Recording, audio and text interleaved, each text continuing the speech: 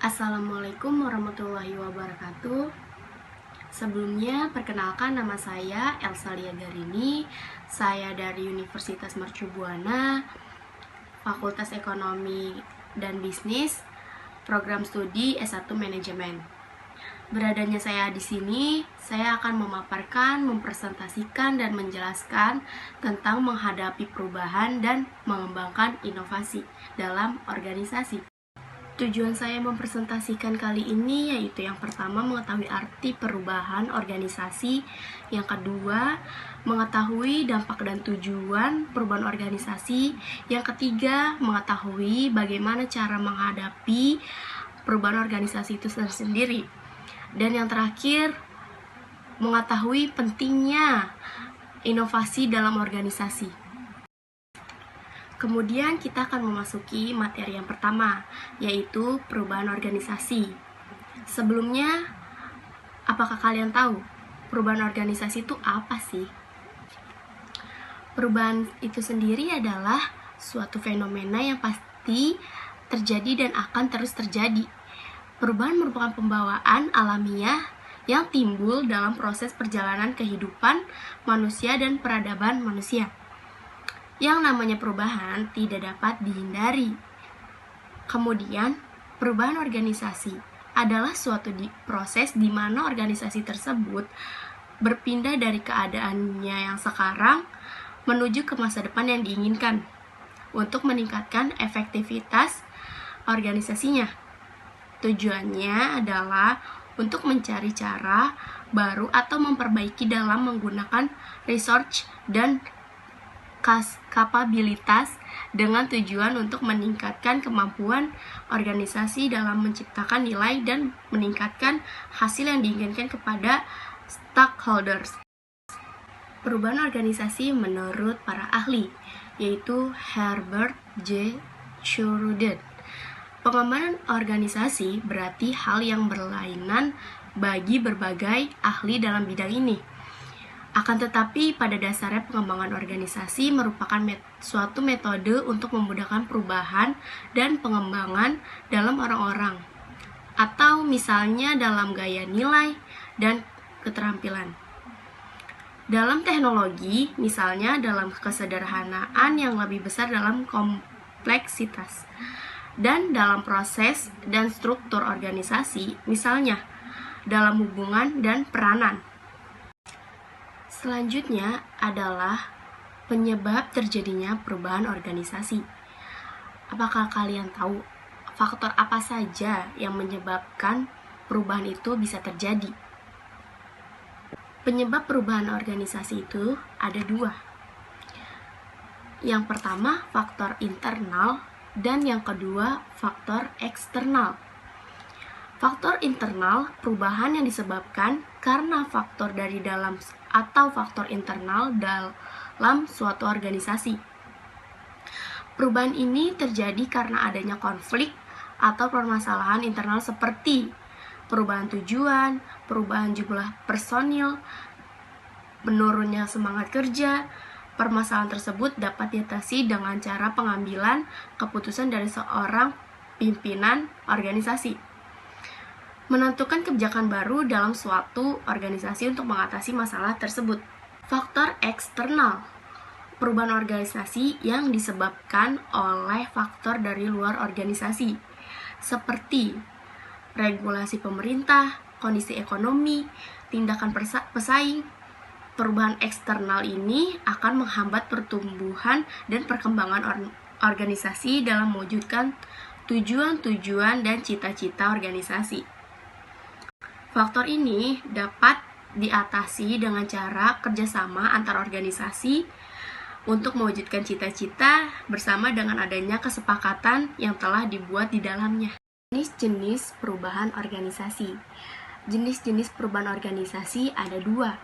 Yang pertama, perubahan organisasi tidak terencana. Yang kedua, perubahan organisasi terencana. Perubahan organisasi tidak terencana yaitu perubahan bersifat spontan tanpa ada arahan dari agen perubahan. Jenis-jenis perubahan yang tidak dapat diantisipasi oleh organisasi. Contohnya, pemogokan liar yang membuat pabrik tutup, atau konflik interpersonal yang menghasilkan prosedur baru dalam hubungan antar departemen. Kedua, perubahan terencana, yaitu perubahan ini dihasilkan oleh usaha-usaha yang dilakukan oleh agen perubahan. Perubahan ini merupakan respon dari adanya perbedaan antara apa yang diharapkan dan kondisi aktual. Contohnya, dalam suatu organisasi yang menerapkan teknologi informasi dalam organisasinya sehingga dapat membantu organisasi dalam mewujudkan tujuan dan cita-cita organisasi. Permasalahan dalam perubahan organisasi. Suatu organisasi dalam melakukan perubahan dan menghadapi berbagai masalah, terutama adalah penolakan atas perubahan. Menurut Sophia, alasan utama pegawai berusaha menghambat terjadinya perubahan organisasi yaitu yang pertama, direct cost, yaitu berkaitan dengan biaya yang harus ditanggung akibat adanya perubahan karena perubahan membutuhkan biaya yang besar dan pegawai khawatir akan berkurangnya pendapatan mereka. Yang kedua, saving face, yaitu menunjukkan bahwa perubahan adalah keputusan yang salah. Perubahan dianggap sebagai suatu strategi politik untuk mengatakan bahwa orang yang mendorong terjadinya perubahan sebagai orang yang tidak memiliki kompetensi. Ketiga, fear of the unknown, yaitu orang yang menghambat suatu perubahan karena mereka khawatir tidak bisa menyesuaikan diri dengan organisasi baru. Keempat, breaking routine, yaitu orang yang cenderung mempertahankan rutinitas karena mereka telah nyaman dengan situasi yang ada. Incongruent organizational system, yaitu sistem organisasi tidak mendorong terjadinya perubahan yang berkaitan dengan penggajian atau upah seleksi, pelatihan, dan sistem kontrol. 6. Incongruent team dynamics, yaitu tim perubahan dimaksudkan untuk menciptakan norma-norma baru yang mungkin kurang dapat diterima oleh para anggota organisasi. Mengatasi masalah dalam perubahan organisasi dengan cara yang pertama, pendidikan dan komunikasi, kedua, partisipasi, ketiga, memberikan kemudahan dan dukungan, yang keempat, negosiasi, yang kelima, manipulasi dan kooptasi, dan yang terakhir adalah paksaan. Dengan cara pendidikan dan komunikasi, yaitu berikan penjelasan secara tuntas tentang latar belakang, tujuan, akibat dari diadakannya perubahan kepada semua pihak. Dan kedua, dengan cara partisipasi, yaitu ajak serta semua pihak untuk mengambil keputusan.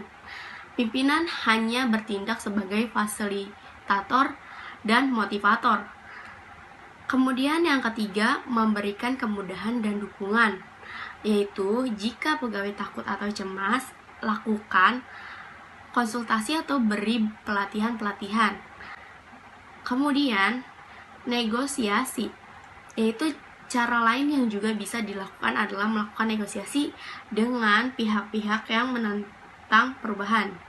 Yaitu cara ini bisa dilakukan jika yang menentang mempunyai kekuatan yang tidak kecil, misalnya dengan serikat kerja, tawaran alternatif yang bisa memenuhi keinginan mereka. Kemudian manipulasi dan kooptasi. Manipulasi adalah menutupi kondisi yang sesungguhnya, misalnya memelintir atau twisting fakta agar tampak lebih menarik, tidak mengutarakan hal yang negatif, sebarkan rumor, dan lain sebagainya. Kooptasi dilakukan dengan cara memberikan kedudukan penting kepada pimpinan penentang perubahan dalam mengambil keputusan. Dan yang terakhir adalah paksaan, yaitu taktik terakhir adalah paksaan, berikan ancaman dan jatuhkan hukuman bagi siapapun yang menentang dilakukan perubahan dengan sesuai peraturan yang ada. Kemudian, menghadapi dan menyikapi perubahan organisasi. Apapun dalam mentransformasikan perubahan, beberapa hal yang perlu diperhatikan atas sikap-sikap individu dalam menyikapi perubahan, yaitu yang pertama, persepsi selektif, yaitu individu cenderung memusatkan perhatian mereka pada persoalan bagaimana mereka mendapat pengaruh secara pribadi daripada gambaran lebih luas tentang perubahan tersebut bagi organisasi.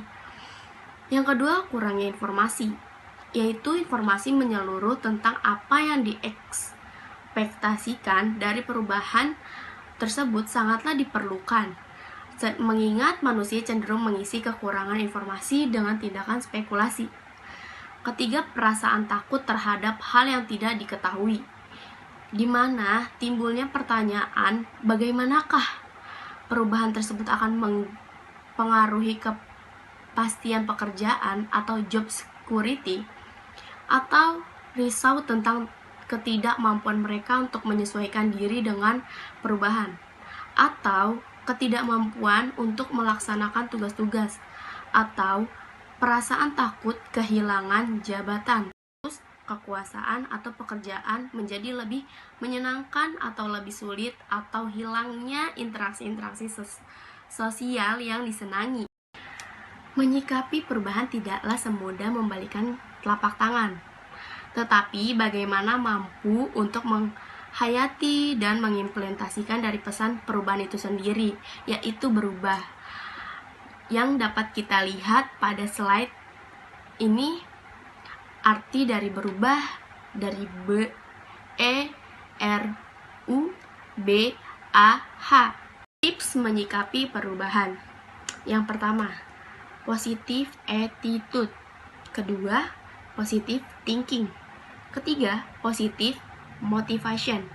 Yang keempat, menjaga keteguhan hati. Sebelum saya menjelaskan pengertian inovasi dalam organisasi, saya akan menjelaskan organisasi itu tersendiri. Menurut pendapat Rogers, organisasi adalah suatu sistem yang stabil yang merupakan perwujudan kerjasama antara individu-individu untuk mencapai tujuan bersama dengan mengadakan jenjang dan pembagian tugas tertentu. Sedangkan pengertian inovasi itu sendiri adalah suatu ide, barang, kejadian, metode yang dirasakan atau diamati sebagai suatu hal yang baru bagi seseorang atau sekelompok orang atau masyarakat, baik itu berupa hasil invention maupun discovery. Dengan melihat secara singkat apa pengertian organisasi dan apa pengertian inovasi, maka kita dapat menggambarkan bahwa di dalam sebuah organisasi juga memungkinkan terjadinya sebuah inovasi. Oleh karena itu, dapat kita simpulkan bahwa inovasi dalam organisasi adalah suatu hal yang baru yang berupa apapun yang terjadi di dalam sebuah organisasi formal maupun organisasi informal. Inovasi yang terjadi dalam sebuah organisasi merupakan proses kemajuan organisasi tersebut. Namun, berbagai hambatan dan rintangan akan terjadi saat inovasi untuk mulai memasuki organisasi. Dengan memahami proses inovasi dalam organisasi, setidaknya akan dapat mengurangi kegoncangan organisasi dalam melaksanakan difusi inovasi. Kepekaan organisasi terhadap inovasi. Kepekaan sebuah organisasi terhadap munculnya inovasi dipengaruhi oleh beberapa variabel berikut ini menurut Ibrahim. Yang pertama, ukuran suatu organisasi. Makin besar ukuran suatu organisasi, makin cepat menerima inovasi. Kedua, karakteristik struktur organisasi yang mencakup sentralisasi, kompleksitas, formalitas, keakraban, hubungan antar anggota, dan kelenturan organisasi. Ketiga, karakteristik perorangan atau pemimpin. Sikap pimpinan terhadap inovasi memiliki hubungan positif dengan kepekaan organisasi terhadap inovasi. Keempat, karakteristik eksternal organisasi. Hal ini berkaitan dengan sistem yang dianut oleh organisasi itu sendiri. Keputusan inovasi dalam organisasi ada dua, Yang pertama, keputusan otoritas, dan yang kedua, keputusan kolektif. Pada intinya, keputusan otoritas yaitu keputusan yang dibuat oleh seorang atau sekelompok kecil orang-orang yang sering disebut juga sebagai kelompok dominan dalam suatu organisasi. Dan ada dua macam tipe keputusan otoritas. Yang pertama, keputusan otoritas dengan partisipasi anggota organisasi atau pendekatan partisipatif. Yang kedua, keputusan otoritas tanpa partisipasi anggota organisasi atau pendekatan otoritatif. Keputusan kolektif pada intinya yaitu pengambilan keputusan yang diambil atau disepakati bersama. Dan yang terakhir adalah proses inovasi dalam organisasi. Proses inovasi adalah serangkaian aktivitas yang dilakukan oleh individu atau organisasi mulai sadar atau tahu adanya inovasi sampai menerapkan implementasi inovasi. Kata proses mengandung arti bahwa aktivitas itu dilakukan dengan memakan waktu dan setiap saat tentu terjadi perubahan. Dalam proses inovasi dalam organisasi memiliki tahapan-tahapan yang harus dilalui. Yang pertama, tahapan permulaan, dan yang kedua, tahapan implementasi. Dalam tahapan permulaan, terdapat langkah-langkah yang harus dijalankan. Yang pertama, langkah pengetahuan dan kesadaran. Yang kedua, langkah pembentukan sikap terhadap inovasi. Dan yang ketiga, langkah pengambilan keputusan. Sebelum saya menutup presentasi saya kali ini, saya mengambil kesimpulan bahwa menghadapi dan menyikapi perubahan tidaklah semudah membalikan telapak tangan. Tetapi, bagaimana mampu untuk menghayati dan mengimplementasi dari pesan perubahan itu sendiri? Inovasi merupakan perubahan yang direncanakan oleh organisasi dengan kegiatan yang berorientasi pada pengembangan dan penerapan gagasan-gagasan baru agar menjadi kenyataan yang bermanfaat dan menguntungkan. Untuk mengembangkan inovasi di dalam organisasi harus melalui tahap dan proses yang di mana proses inovasi dalam sebuah organisasi memiliki beberapa tantangan positif dan negatif, di mana diantaranya adalah kepekaan anggota-anggota organisasi terhadap inovasi tersebut, serta besar kecilnya ukuran sebuah organisasi juga turut menentukan sulit atau tidaknya inovasi diterima dalam sebuah organisasi tersebut. Sekian presentasi dari saya, kurang lebihnya mohon maaf. Wassalamualaikum warahmatullahi wabarakatuh.